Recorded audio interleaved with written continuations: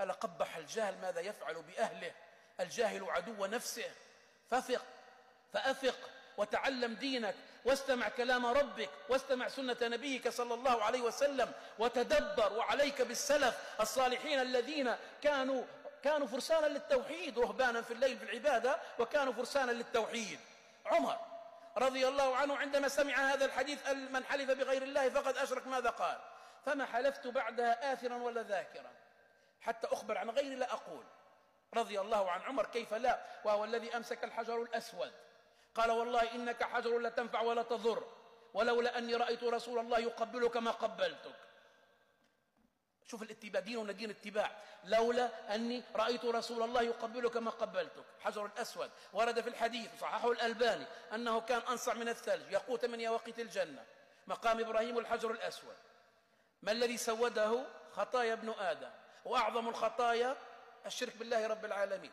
ثم ارجع إلى نفسك، كيف تسوي مخلوق يموت ويأكل ويشرب ويقضي حاجته لرب العالمين الحي الذي لا يموت؟ وربك يقول لك في القرآن فتوكل على الحي الذي لا يموت. فنظارة النبي صلى الله عليه وسلم لا تذهب هكذا.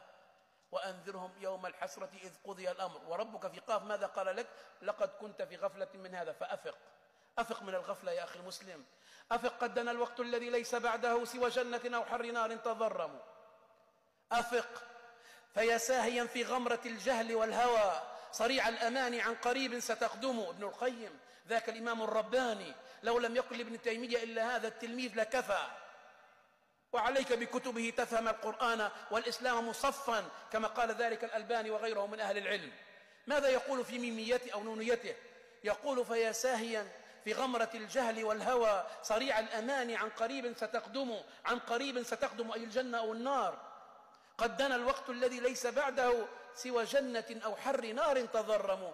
وبالسنة الغراء كن متمسكا، هي العروة الوثقى التي ليس تفصم. تمسك بها مسك البخيل بماله، وعض عليها بالنواجذ تسلم. ودع عنك ما قد أحدث الناس بعدها، فمرتع هاتيك الحوادث أوخم. إياك والبدع، كلها كلام ابن القيم مأخوذ من الآيات ومن الأحاديث، صاغها بعبارات عظيمة فخلدت إلى أبد الدهر.